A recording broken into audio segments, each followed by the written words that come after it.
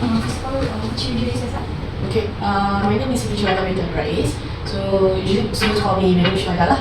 Alright. So basically I've been in MSU for just recently, like 3 years. I can say I'm still new in academic line. Prior to joining MSU, I was a public relations myself, public relations practitioner myself in several banking institutions. My last company was Mbank. So and then I joined MSU as a lecturer for public relations program for diploma and bachelor. So basically, I'm teaching most of my subject for public relations, but sometimes I also teach broadcasting and psychology students for certain subject related to public relations. Currently, I'm holding a position as head of Department of Social Science in School of Education Social Science since I think early this year. That's about it. Yeah. So I'll ask you the first question. So how would you describe your leadership style, and what are the key principles or values that guide your leadership approach? Okay. I think my leadership styles is I don't have a specific theory or a specific leadership concept that I practice every time, but I believe that the most important part as a leader is you listen. You have to listen and you have to be agile with change. So kat sini, what I mean is, even though you are a leader, it doesn't mean that you are always right. So you always have to listen and communicate with your teammate, with your co-worker. In my case, with my co-worker, in my fellow lecturer, because I'm new here, and it's actually like my luck to be appointed as a HOD. So there's still a lot more for me to learn. So we learn along the way, and whatever that I know better, I will tell them what my opinion and everything. So I think the most important part as a leader is you listen and you communicate. So for the second question, could you share a leadership lesson or piece of advice that you think would be valuable for aspiring leaders?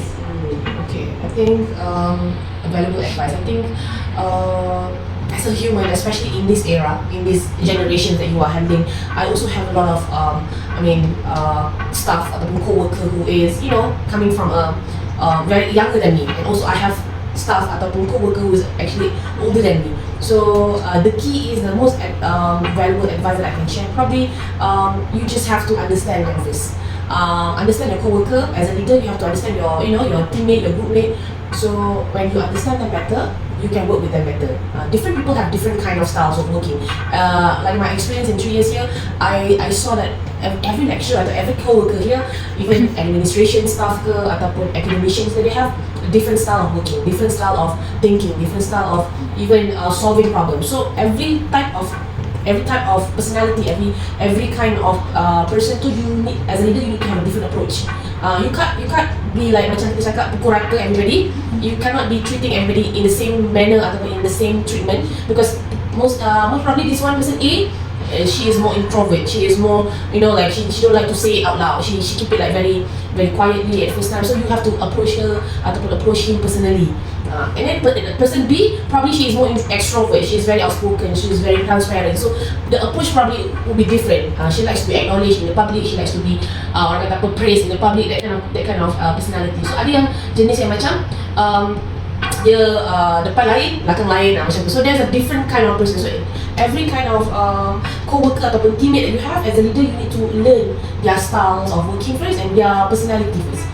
Then that will be easy for you as a leader to work with them, to do project with them, and then even just be friends with them. I think that's very important. You need to know your people first. Thank you, Manu. Yes. I'll introduce myself first. I'm Darshana, and I'll be proceeding to the next question. Okay. So my question will be, can you please provide some insights into your personal and educational background that have shaped your journey as a leader in your respective field? Okay, so my personal education. So I started my higher education, secondary educations from diploma, but I was absorbed. I do not have to finish my diploma. I was offered to do degree. I was absorbed straight. So I only do my diploma for 2 semesters, and then there's one program called fast track from my previous institution. So they asked me to go straight to bachelor degree at the age of 19. So I was absorbed. So I did my degree at the age of 19. I was very young. I was like almost the youngest students in degree.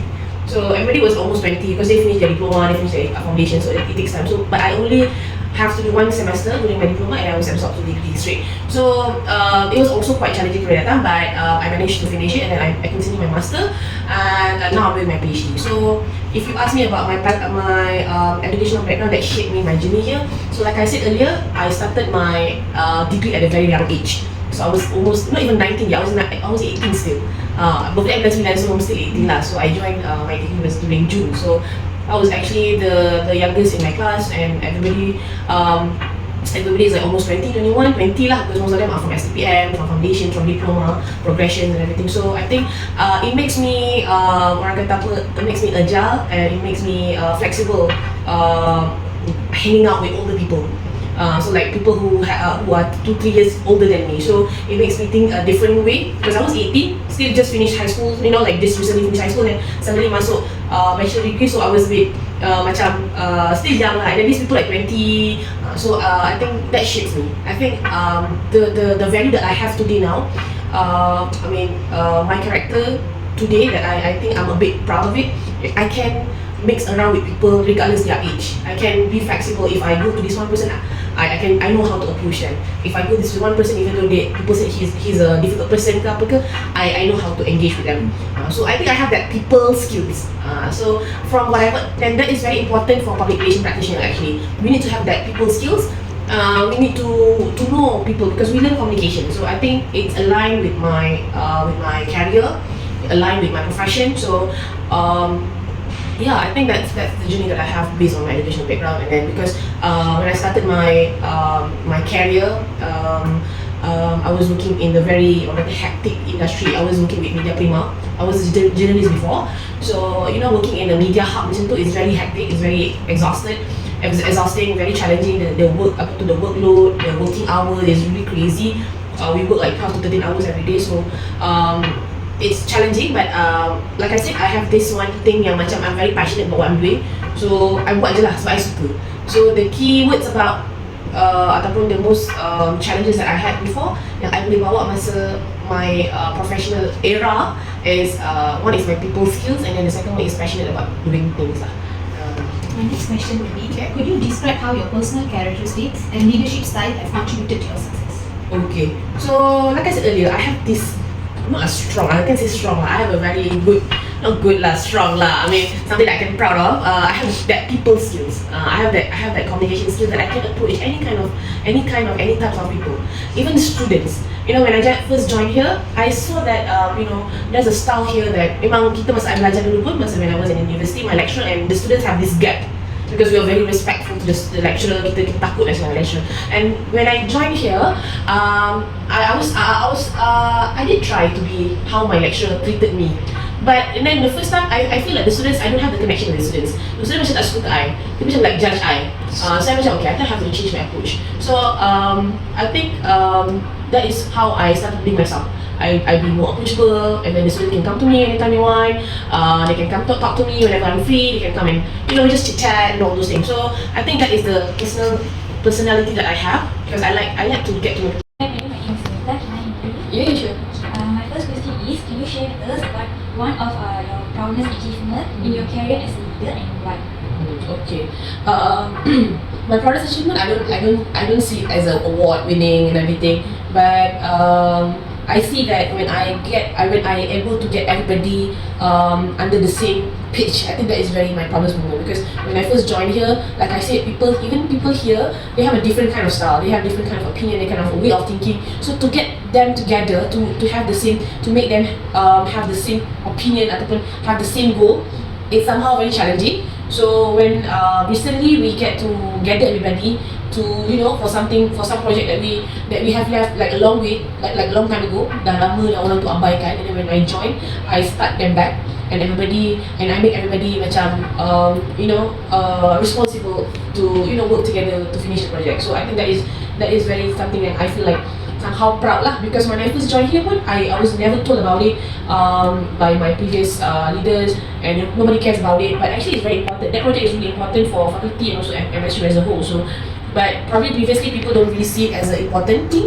But when I become a leader, I sit in this room, and then my boss, the dean, said that we have to do this. This is very important. So I told her this is going to be very challenging, because not everybody going to do it, because this project is really time consuming, energy consuming, and I don't think they were like willing to do it. But then I try to talk to them, and then I pacify them and everything, so they somehow okay to do it. Like okay, I'll do it. So I think that is actually as a leader for a few months, I think that's very successful for me, because I'm able to pursue them, to convince them to do one project that they have ignored for a long time and start doing it again. So that's why I said I don't see like achievement as like award winning, because to me it's very subjective. It depends on the leaders itself. Next question is, can you share with us about your personal background and also how you got it into a leadership role? Okay, honestly, I don't know how I got appointed as a leader. I think I just do my work, and then probably my boss saw it in me, so he said, okay, I think you were suitable for this position. I don't know. I just honestly, when I first joined MSU, I did my best because it's actually my first time teaching. So I was never in the academic line. So I was always in the industry. I was always in banking. So whatever that my first ambition lah, my first goal when I first started join MSU is I want to I want to be a good lecturer. Of course, I want to share whatever that I have before from my industrial experience to the students. I want to throw everything so my students ready for industry. Whenever they go out, they become a public relations practitioner themselves. So I want to be that way. So, but then along the way, I just do my work lah. Probably my boss see a good, maybe I garang kan, tak tahu lah kan. Maybe so they say, okay, I think you are suitable for this position. Would you like to take this position, this role? So I said yes lah. So if to answer the question, I don't know what makes. I think this one you should ask like higher positions. Why did they hire me lah? Basically, I'm just doing my job, and but that's why you all nanti dah kerja ke apa, you need to always do more. Don't just do the bare minimum. You need to always do extra. Not like saying that extra, but do something yang beyond what they ask. So maybe your bosses will see that, and then they will appreciate you and put you in the positions ke, they give you roles ke, they give you better salary ke, all those things. Everything started with you. You need to always do more. Jangan rasa macam whatever that you do, okay, this is what, okay, katalah bos nak minta A, B, C saja. Then you janganlah buat A, B, C saja. Mungkin awal-awal tu boleh lagi buat A, B, C saja. But then after a few times, after a few months, takkan you masih nak buat A, B, C saja. So you do extra. You buatlah D, F, G pula. So D, E, F pula. So always do extra. Not just for you, but also for your development. Jangan kita nanti dah kerja, and this is also advice for you all lah. Jangan settle for less. Jangan buat hanya sekadar nak buat. You buat something yang kalau you tengok pun you proud of it. So when you proud of it, of course. Madam, my name is Aina, and I'll be asking you the 9th question. Can you share about your education journey from the start until the end? Okay. My journey for primary school, I start my standard 1 and standard 6 at normal schools. So masa Taman Mega. Incha Alam. So I was born there. Born in Incha Alam, Great Incha Alam. So I orang kata apa, sekolah rendah dekat Sekolah Taman Mega, and my secondary school in SMK Mega. So I was not in like a cluster school or apa tu sekolah asrama penuh berprestasi tinggi, whatever. No, I was in, everybody here was like from RSM. I was like the minority lah. I came from a sekolah harian. So but I'm proud of it. So because everybody here from sekolah sains, most of them lah. I think kalau dalam MSU in fakulti kita sahaja, sekolah fakulti lain tak pastilah. Tapi kalau sains sahaja, most of them are from sekolah sains, sekolah MRSM, Polish SN, marah lah, apa segala. But when they ask me, okay, just came from a sekolah harian. So that's why I'm proud of it. I don't feel like I'm down because I came from a normal schools. I'm proud of it because I can be here just the right macam sama yang from sekolah MRSM semua tu. We are similar now. So it actually depends on you sebenarnya. So okay, that's for all my schools, and then I continue my diploma. Before just one semester, and I was absorbed to bachelor in UiTM. So I did my bachelor degree in mass communications. My major is journalism because I really like to writing. I like to write. So I want to jadi journalist lah tu. Actually I want to be a lawyer. I memang beranak jadi lawyer tu. Dari kecil lah jadi lawyer. So but then my SPM, my history, sejarah, I got B. So all applications for foundation law, in any law public university, we must have A for history lah, sejarah. Because masa sekolah dulu, I memang ambil lah all the courses yang all the subject yang sesuai dengan my legal degree lah, kan. I ambil tasawuf Islam lah, apalah, because I know about syariah and everything, because I really want to be a lawyer. But then tak tahu lah kenapa I dapat B sejarah, and the rest of my result okay lah untuk get my law degree, tapi tak boleh. So I opt for mass communication because I like writing.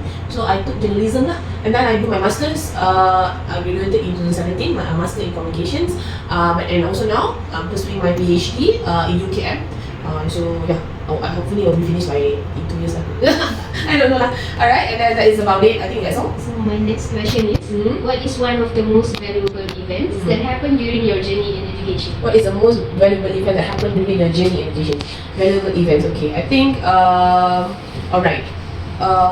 Okay, so my valuable events that happened during your journey in education, I think it's actually during your studies lah. I mean, even when I did my bachelor degree, you know, being a student, you don't have much access to money, especially in financial. So my mom, my dad, I came from a very normal family. We were not like T20 or something. We are just very working class. So my dad worked, and then my sister, my brother also studying at the same time. So everybody needed the money. So my dad, being a sole breeder in the family, my mom is a housewife, or was still a housewife, we don't have much access for financial. So I think that's very challenging for me, very valuable for me. And during my time of degree, especially we need a lot of money, especially as a communication students, we need to go a lot of places to get, you know, like journalism camp. So I have to go to a lot of places for my assignments, for my content, for my assignments. So I need to buy a lot of equipment like camera and everything. So that we needed a lot of money. So, but the one thing about my mom and my dad, I think they really don't want to burden me with, you know, like sort of problem with money lah kan. Dia tak nak cakap kat I memang susah. So I always wanted to do a part-time job, but they don't allow me because they want me to losing my focus gitu kan. So valuable, I can say that I become more appreciative with financials, and I know how to even though I was still young, I know how to manage my money very well lah, because I came from a family yang bukan senang lah, and also like having a PTPTN also not really helping because the fees are quite expensive. So even in public university